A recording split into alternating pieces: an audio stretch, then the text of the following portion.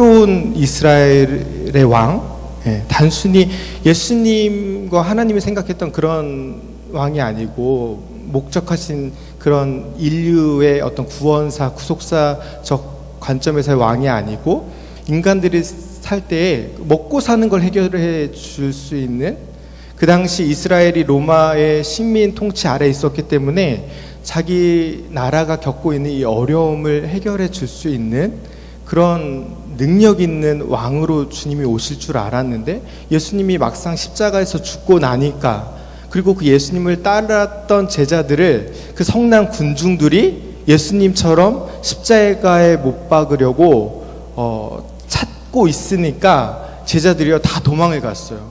심지어는 예수님의 수제자였던 베드로마저도 예수님을 몇 번 부인하고 3번이나 부인하고 숨어버렸죠. 그죠?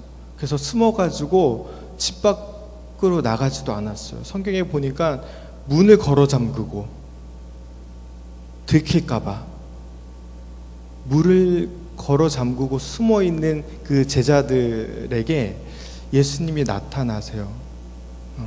부활하신 이후에 예수님 나타나시는데, 나타나서 가장 먼저 제자들에게 했던 말이 뭐냐면 Peace with you, 평안이 너에게 있을지어다, 샬롬, 이렇게 인사한 거거든요. 이 세대를 살아가고 있는 그리스도인들의 삶이 그렇게 쉽지 않잖아요. 그죠? 아주 고나잖아요. 그리스도인으로 여러분들이 세상에서 살아가기가 여러분들 생각할 때 수월하다, 행복하다, 혹시 그런 분이 계시면 어쩌면 충분히 주님이 우리에게 부탁하신 일들에 순종하고 있지 않는 거일 수 있습니다. 성경에 보면 무릇 경건하게 살고자 하는 자는 핍박을 겸하여 받는다라고 이야기해 주고 있습니다.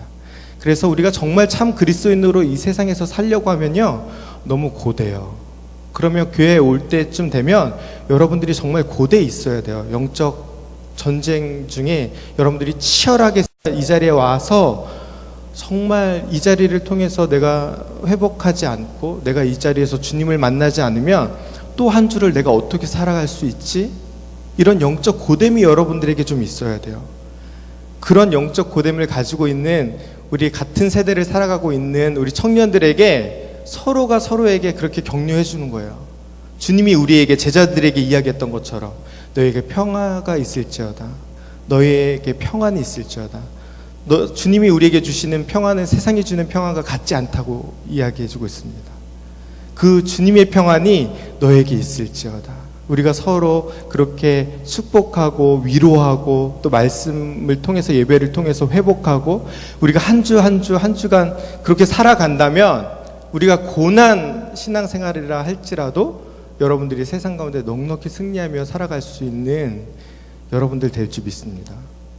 아무리 세상이 우리를 힘들게 한다 할지라도 세상의 여러 가지 기준과 가치에 합당한 대로 살아가는 것이 그리스도인들에게 어렵다 할지라도 우리가 주님 주시는 그 영광과 주님이 주시는 그 위로가 훨씬 더 크다면 그 정도쯤이야 극복할 수 있겠죠. 그죠? 저희 아들이 초등학교 3학년인데요. 얘가 하루에 영어 단어를 많이 외워요. 저희가 필리핀에 온 지 11개월밖에 안 됐어요. 그래서 제가 영어를 아직 되게 못해요. 영어를 아주 못하는데, 저희 아들도 한국에서 여기 올 줄 모르고 영어 준비를 전혀 안 하고 왔어요. 그래서 거의 ABCD도 모르는 상태에서 여기 왔기 때문에 저희 아들도 저만큼이나 이제 언어에 대한 스트레스를 받으면서 이제 학교를 다니고 있거든요. 그런데 저희 아들이 여기 와서 1년 동안 뭐 다른 과목 못 하더라도 영어는 좀 해야 되니까 집에서도 우리 아들에게 이렇게 영어에 대한 이야기를 하잖아요. 그래서 저희 아들에게 하루에 단어를 50개씩, 초등학교 3학년인데 하루에 단어를 꾸준하게 50개씩 외우라고 이렇게 과제를 줘요. 그래서 지금 이제 초등 600단어를 거의 다 이제 스펠까지 뛰기 일보 직전이에요. 1년 만에. 그러니까 저희들 뭐 너무 과하게는 안 시키는데, 그런데 이 아이가 50개를 외우는 거 너무 고통스럽잖아요. 그죠? 줄여줄까요, 조금? 그런데 이 아이가 50개를 외우려고 해요. 왜냐면 단어 하나당 핸드폰에 1분간 할 수 있는 은혜를 제가 허락했거든요. 그래서 50개를 외우면 50분 핸드폰을 할 수 있는 거예요. 그러니까 이 아이가 단어를 외우는 고통을 견뎌내더라고요. 그 뒤에 얻을 핸드폰을 사용할 수 있는 기쁨을 얻기 위해서. 여러분들이 신앙생활이 그런 거예요. 우리가 지금 당장 겪고 있는 여러 가지 어려움들을 참아내는 거예요. 무엇 때문에? 우리가 나중에 얻게 될 그 영광을 위해서. 예. 그죠? 그래서 여러분들이 처음엔 어색할 수 있는데 습관적으로 여러분들이 노력해서 서로에게 그렇게 인사했으면 좋겠습니다. 이렇게 샬롬. 그래서 서로에게 그렇게 격려하고 위로하고 했으면 좋겠는데요. 한번 연습해 볼까요? 우리 옆 사람들 정말 어색한 사람 안 하셔도 돼요. 막 괜히 이거 했다가 진짜 막 마음이 상할 것 같으면 안 하셔도 되는데, 그렇지 않으면 우리 옆 사람들 바라보면서 이렇게 웃는 얼굴로, 뭐 이렇게 죽자 뭐 이런 마음으로 이렇게 하지 마시고 웃는 얼굴로 우리 같이 한번 샬롬이라고 한번 인사해 봤으면 좋겠습니다. 네, 앞뒤 좌우로 한번 한 3번 이상 해보세요.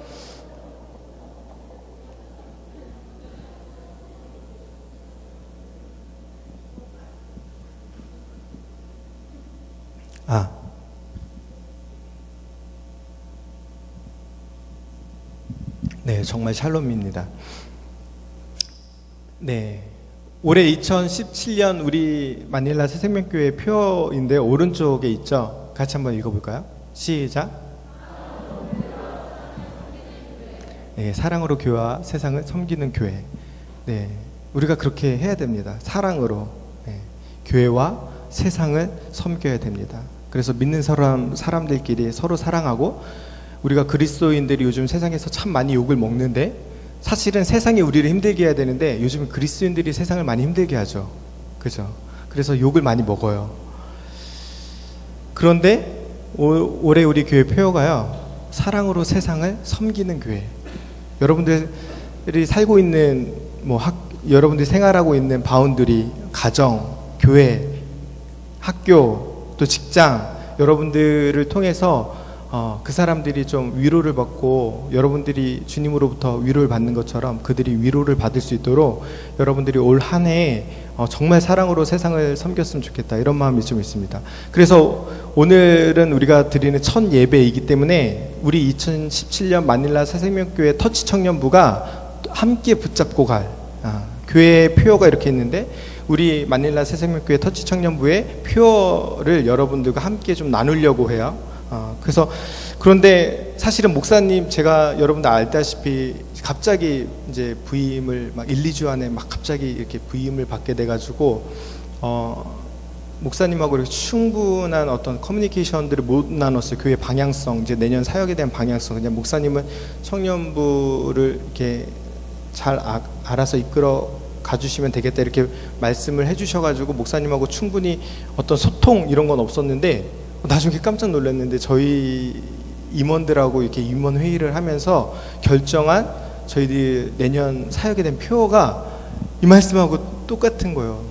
그래서 목사님이 이 첫 설교 하시는데 본문마저도 이렇게 똑같아가지고 아주 깜짝 놀랐습니다. 정말 주님이 하시는 일이다, 이렇게 생각이 되어지는데, 우리 주제가 되는 성경 구절이 오늘 우리가 함께 읽었던 요한복음 14장 31절부터 35절 말씀입니다. 특별히 두 절을 뽑으라고 한다면 34절에서 35절 말씀인데요. 우리 같이 한번 34절, 35절 두 절만 PPT가 준비가 되나요? 안 되나요? 오케이. 그럼 제가 읽겠습니다. 새 계명을 너희에게 주노니 서로 사랑하라. 내가 너희를 사랑한 것 같이 너희도 서로 사랑하라. 너희가 서로 사랑하면 이로써 모든 사람이 너희가 내 제자인 줄 알리라. 이게 우리 터치 청년부의 2017년, 네, 2014년이 어디서 온 거죠? 세월호인가요? 네, 요즘 세월호 하도 많이 떠들어서, 네, 2017년 우리 터치 청년부의 주제 성구입니다. 그래서 자다가도 쿡 찌르면 나오게 13장 34절에서 35절 여러분들이 그렇게 좀 기억하셨으면 좋겠고요. 교회 표현은 이제 사랑으로 교회와 세상을 섬기는 교회, 이렇게 돼 있는데요. 여기 말씀에 보면 서로 사랑하라는 말씀이 여러 번 나오죠. 서로 사랑하라. 내가 너희를 사랑한 것 같이 너희도 서로 사랑하라. 너희가 서로 사랑하면 서로 사랑하라라는 말씀이 3번이나 나와요. 우리 청년부 표현은 서로 사랑하라는 아니고요. 서로 사랑하게 되면 일어난 일들이 이제 마지막 절에 나오는데 바로 여기에 있습니다. 너희가 서로 사랑하면 이로써 모든 사람이 너희가 내 제자인 줄 알리라. 그래서 우리 2017년 터치 청년부의 표현은 우리가 예수님의 제자인 것을 알게 하라.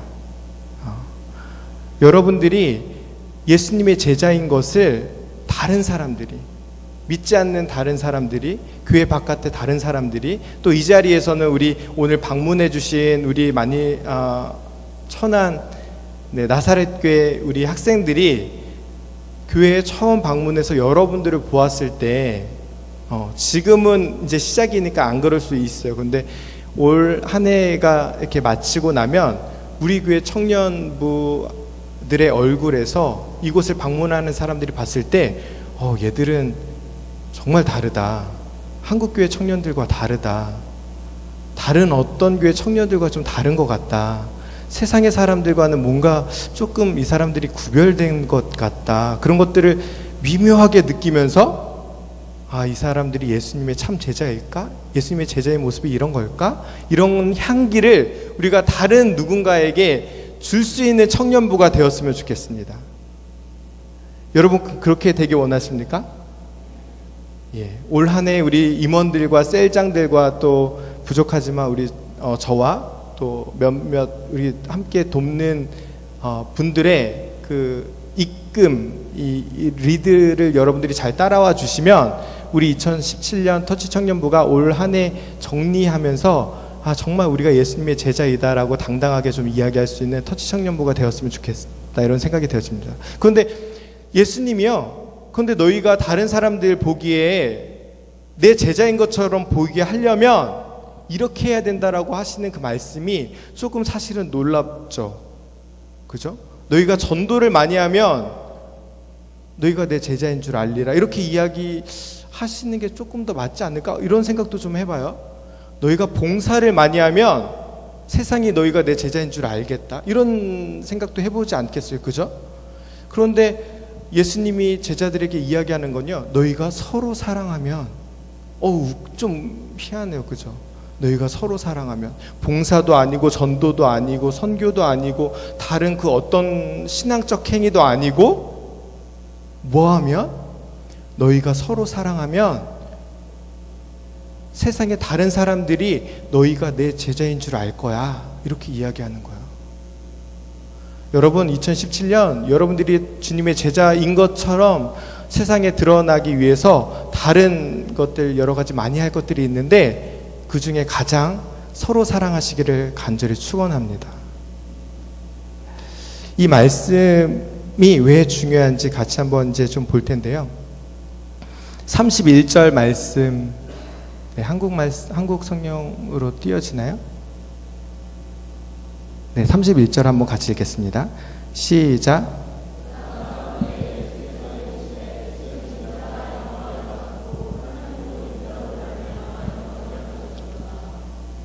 네, 31절.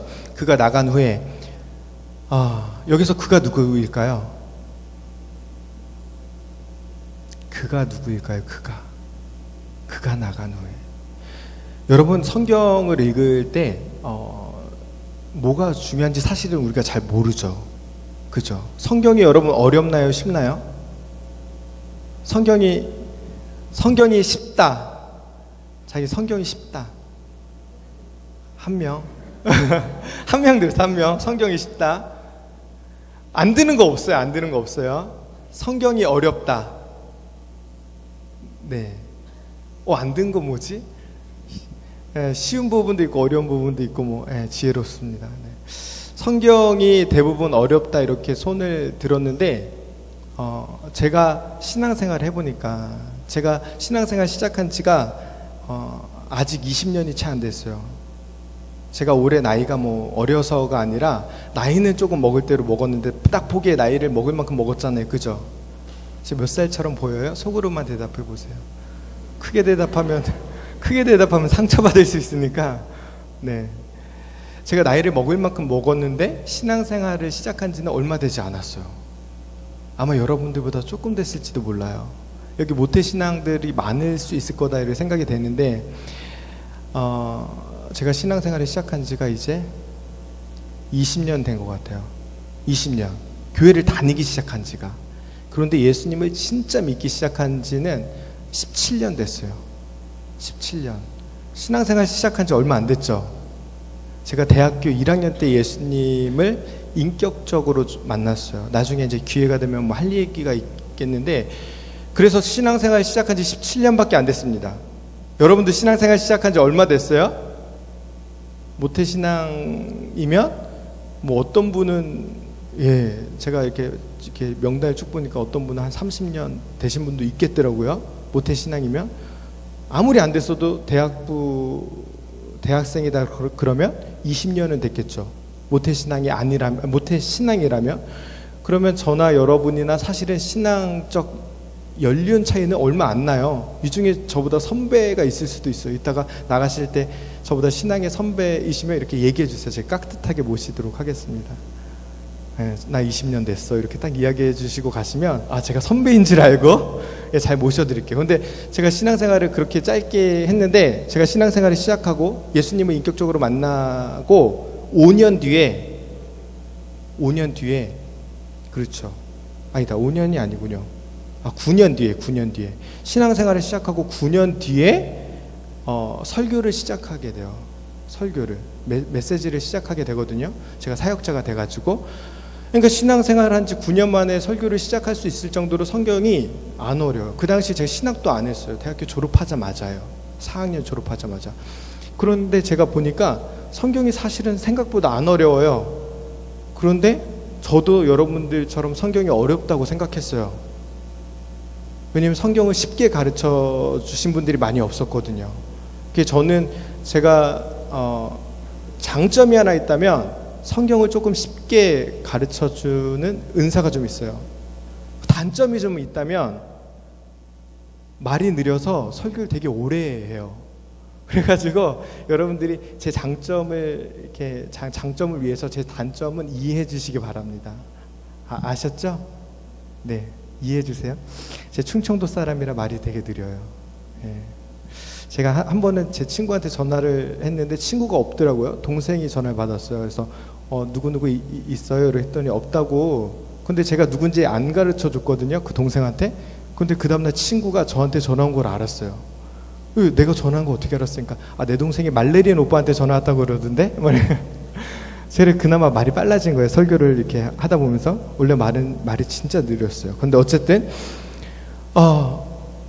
성경을 여러분들이 하나도 안 어려운데 쉽게 보는 방법을 잘 몰라서 그래요. 성경이 왜 어렵냐면 그냥 이렇게 글로 쓰여져 있기 때문에 그렇죠. 그죠?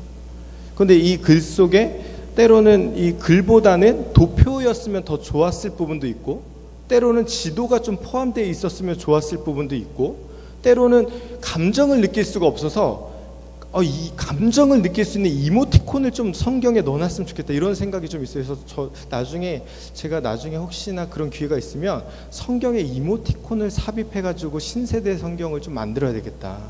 그래서 예수님이 화나셨을 때는 그 화난 표정 있잖아요. 이렇게 밥상 집어던지는 그 이모티콘을 딱 집어넣고 막 내가 언제까지 너희와 함께 있을 줄 아느냐 막 이렇게 그렇게 하고, 막 슬픈 감정이 막 치솟을 때는 막 이렇게 눈물 이렇게 유유 이런 거, 그림까지는 아니더라도 유유 정도만 앞에 넣어줬어도 지금 이게 감정선이 뭔가 지금 슬픈 상황이구나, 이거 좀 알 수 있을 텐데, 그런 문맥적 흐름상에서 우리가 감정선을 집중하지 않으면 캐치를 못하니까 성경이 조금 어렵게 느껴지는 부분들이 좀 있어요. 그래서 여러분들이 저하고 1년 동안에 같이 말씀을 나누고 성경 공부를 하면서 어떻게 성경을 쉽게 볼 수 있지? 진짜 별거 아니네. 그 1년 뒤에는 제가 설교를 못할 수도 있어요. 여러분들이 너무 잘 알아가지고. 어쨌거나. 자, 그래서 그 중에 성경을 쉽게 보는 여러 가지 방법 중에 하나가 단어 중에 빠르게 읽고 지나가도 단어가 있는 반면에 이렇게 빠르게 읽고 지나가면 안 되는 단어가 있는데 그거가 뭔지 찾는 거예요. 그 중에 하나가 자 31절 말씀에 어떤 단어일까요? 10초 시간을 드려볼게요. 한번 31절 제가 한번 읽어드릴게요. 어떤 단어일까 생각해 보세요. 그가 나간 후에 예수께서 이르시되 지금 인자가 영광을 받았고 하나님도 인자와 함께 인자로 말미암아 영광을 받으셨도다. 요 단어 중에 어떤 단어를 놓치고 가면 안 될까요? 어떤 단어를? 어떤 단어가 중요할까요? 인자의 사람의 아들 뭐 그런 뜻인데 또 네? 뭐라고요? 영광.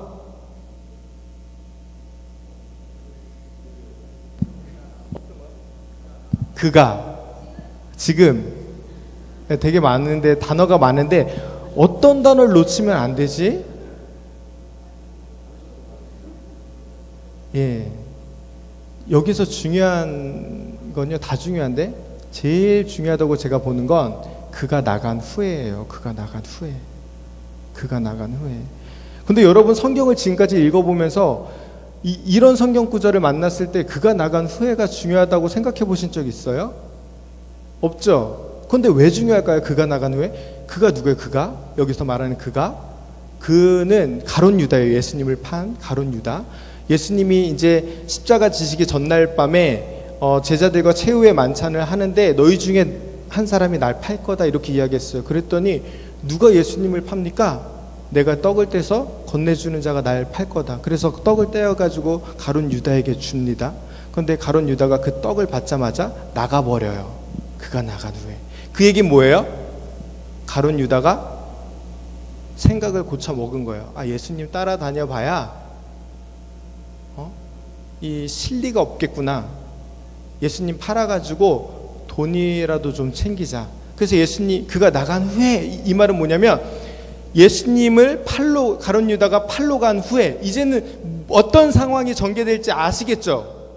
예수님이 이제 잡히시기 직전이라는 이제 뭔가 힌트가 주어진 거예요. 우리는 성경을 다 끝나고 읽으니까 이제 예수님 죽겠구나 알 수 있지만, 그죠?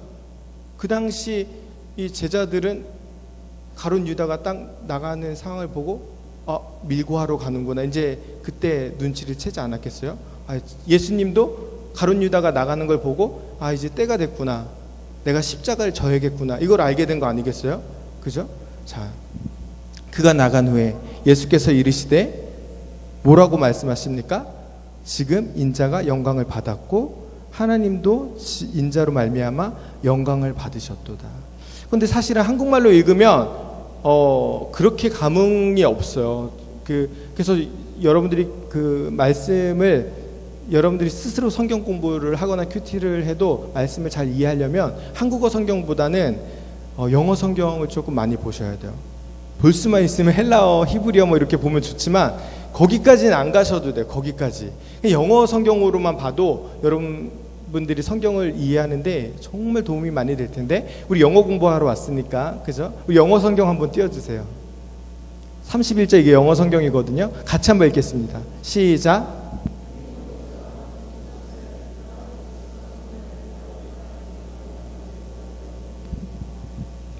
네, 제가 영어를 진짜 못했는데 필리핀에 와서 영어를 너무 못해서 기초 문법 학원부터 해서 이렇게 다시 배웠어요. 문법 학원을 제가 이렇게 배우고 나서 어느 날 이 말씀을 제가 보게 되었는데, 이 말씀을 보면서 문법적으로 이상하다?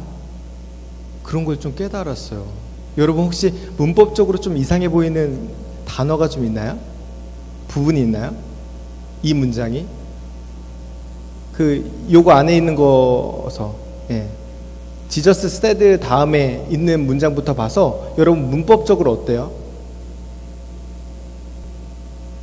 여기 아마 오래 사신 분들은 너무 이게 그냥 자연스러운 문장이라 이상하지 않다 이렇게 느낄 수도 있는데, 우리 영어 공부하러 온 우리 친구들은 딱 보면 이상해야 돼.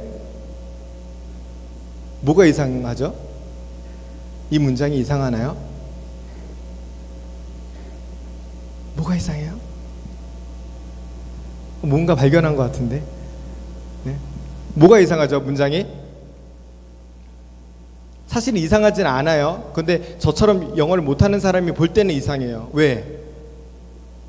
보통 영어 문장은 주어 동사예요. 그죠? 그리고 전치사구나 부사구나 이런 거는 어디로 가요? 뒤로 가요. 왜냐면 영어는 중요한 걸 앞에 쓰거든요. 그래서 중요하지 않는 건 뒤로 간단 말이에요. 그런데 문장이 보니까 now가 명사예요? now 명사 아니죠? is 동사 the son of man. 이건 뭐예요? 이게 주어가 되겠죠. 아까 우리말로 하는 인자, 그죠? 우리가 이해하는 예수님. Now is the son of man. 그리고 glorified 이렇게 돼 있단 말이에요. glorified. 이 문장 이상하지 않아요? 나만 이상한가요? 이상하죠. 원래 이 문장을 제대로 쓰면 어떻게 써야 되겠어요? The son of man is glorified now 이렇게 써야 된단 말이에요. 맞나요? 네. 그런데 문장에 그 부사를 맨 앞으로 끌어오면서 주어 동사의 위치를 바꿔놨어요. 이거를 영어로 도치라고 이야기하잖아요. 그죠? 근데 왜 이런 도치가 일어나요? 왜 도치가 일어나요?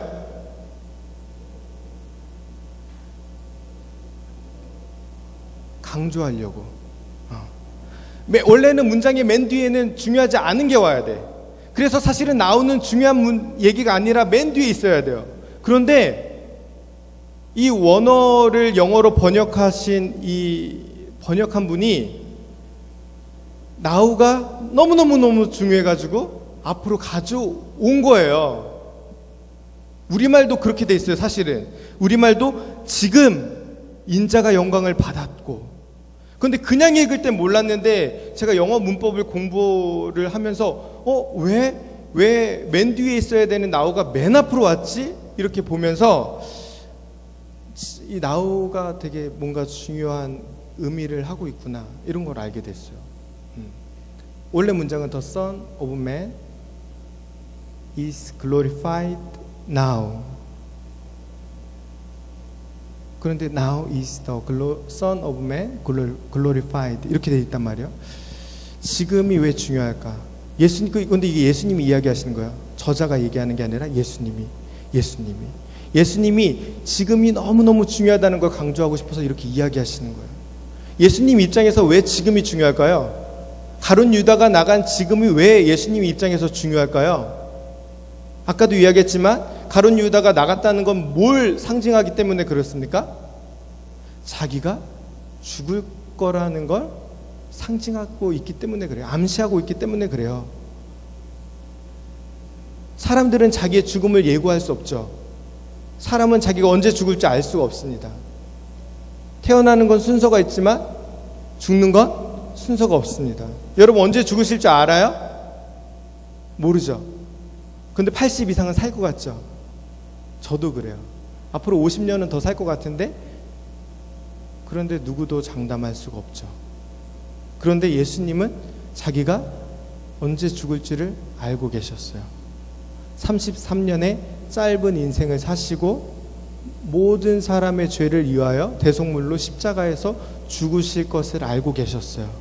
그런데 그것도 자기가 사랑했던 제자가 자기를 팔아서 죽게 될 걸 알고 계신 거죠. 그러니까 내가 떡을 건네는 자가 나를 팔 것이다 이렇게 이야기하셨잖아요. 그러니까 가룟 유다가 나간 지금이라고 예수님이 지금이라고 이야기하는 이 now는 가룟 유다가 나간 지금, 가룟 유다가 자신을 팔고 자기를 이제는 십자가에서 죽게 할 지금이라는 사실을 알고 계시는 거예요. 그러면서 예수님이 이렇게 이야기합니다. 지금 인자가 영광을 받았고, 죽게 될 때가 영광을 받을 때예요, 여러분. 예수님의 이 말의 뉘앙스에서 어떤 감정을 느끼세요? 여기다 여러분이 이모티콘 하나 딱 박으면 어떤 이모티콘을 받고 싶으세요? 두렵고 떨림? 막 땀 삐질삐질? 아니면 어떤 거? 저는 그렇게 느끼는데 여러분 감격이라고 느끼지 않으세요? 애타게 기다린 그날이라고 느끼지 않으세요? 저는 그렇게 느꼈어요. 주님이 왠지 이 날을 기다리신 것 같다.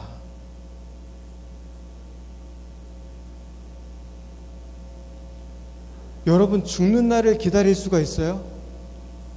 죽는 날을 기다리고 계신 분? 네. 때를 잘 맞춰서 이렇게 손을 올려야 되는데 네. 제가 타이밍을 잘 맞춰서 질문하는 바람에 한 분이 이렇게 죽는 날을 기다리시는 분 계세요? 죽고 싶으신 분 계세요? 정말 힘들어서 그냥 내 목숨을 끊고 싶어서 죽고 싶은 거 말고. 근데 주님은요 그 죽음을 기다리신 것처럼 이야기하세요. Now is the Son of God, man, glorified. 근데 왜 과연 예수님은 죽음을 기다리셨을까요? 죽음이라는 것을 지불하시고 과연 무엇을 얻으려고 이 날을 기다리셨을까요? 우리도요 때로는 무언가를 손에 봐야 되지만 큰 것을 얻을 수 있다는 기대가 있으면 그날을 기다리겠죠. 여러분 지갑에 부모님이 주신 용돈을 고이고이 모아가지고 예를 들어 한 100만 원 모았어요. 지갑에 100만 원. 그런데 오늘 그 100만 원을 지출하는 날이야.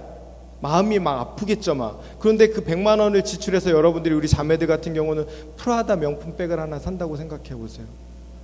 오늘 내가 100만 원이라는 지출을 하지만 여러분들이 얻게 될 그 프라다를 생각하면 기다려져요? 기다려지겠죠. 여러분들이 막 고이고이 모아서 한 300만 원 모아놨는데 그걸 오늘 깨는 날이야. 그걸 누군가에게 줘야 돼. 건네줘야 돼. 그런데 그걸 건네주고 여러분들이 얻게 될 혜택이 베네핏이 유럽 여행이라면 여러분들이 그것을 지불하는 그날을 기다리겠죠. 그런데 예수님은 자기의 생명, 그런데 무엇을 얻어도 생명보다 더 귀한 게 있어요, 여러분.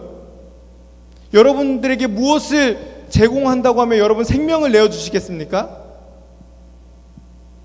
그런데 예수님은 지금 자기가 지불해야 될 게 생명이라는 걸 알고 있음에도 불구하고 기대하고 계시는 거예요. 과연 무엇을 얻으려고? 예수님이 자기의 생명을 지불하고 얻게 될 그 베네핏이, 그 혜택이, 얻게 될 것이 과연 무엇이길래 주님이 이 날을 기다리고 계시는 걸까요?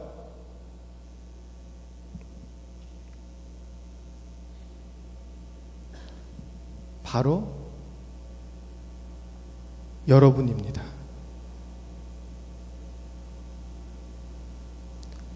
예수님이 자신의 생명을 내어드려서 얻고자 하셨던 것이 바로 저와 여러분입니다. 영혼입니다. 생명입니다. 자기의 목숨을 십자가의 형벌로 대속물로 주시고 주님이 그렇게 그날을 고대하고 얻고자 했던 것은 바로 저와 여러분이라는 겁니다.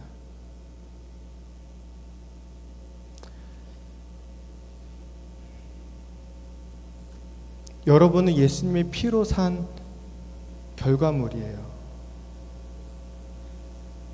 그 예수님이요, 제자들에게 마지막으로 부탁하고 있는 이야기가 유언이죠. 사실은 마지막으로 주님이 하시는 유언이, 제자들에게 하는 마지막 한마디 유언이 있는데 그 유언이 뭐냐면 서로 사랑해라. 내가 너희들을 어떻게 샀는데, 내가 너희들을 어떻게 살 건데, 너희들이 어떤 존재인데, 베드로야, 요한이 어떤 존재인데, 요한아, 안드레가 어떤 존재인데, 도마가 어떤 존재인데, 그곳에 있는 제자 한 사람 한 사람을 주님이 내가 내 생명을 지불해서 너희를 살 건데 너희가 서로서로, 내 핏값의 존재인 너희가 서로서로 사랑하기를 바란다. 그렇게 서로에게 부탁하는 거예요. 여러분, 이 자리에 있는 우리 사랑하는 형제 자매들은요, 대단해 보이지 않아도 예수님의 핏값으로 산 결과물입니다. 예수님이 2000년 전에 자기의 생명을 내어드리면서까지도 얻고 싶어 했던 결과물이 바로 여러분이고 여러분 옆자리에 앉아있는 사랑하는 형제 자매들입니다. 그 사랑하는 형제 자매들에게 예수님이 부탁하시는 한마디가 있는데 서로 사랑해라. 그래서 마지막 절에요, 영어 성경에 서로 사랑하라라는 이 말을 어떻게 이야기하고 있냐면 love one another 이라고 이야기하고 있어요. 이 사랑은요, 보편적 사랑을 말하는 게 아니에요. love other, 다른 사람을 사랑해라 이렇게 이야기하는 게 아니에요. another은 나 외에 단 한 사람을 이야기할 때 쓰는 단어고, other는 그 사람을 제외한 나머지를 다 이야기할 때 쓰는 거잖아요.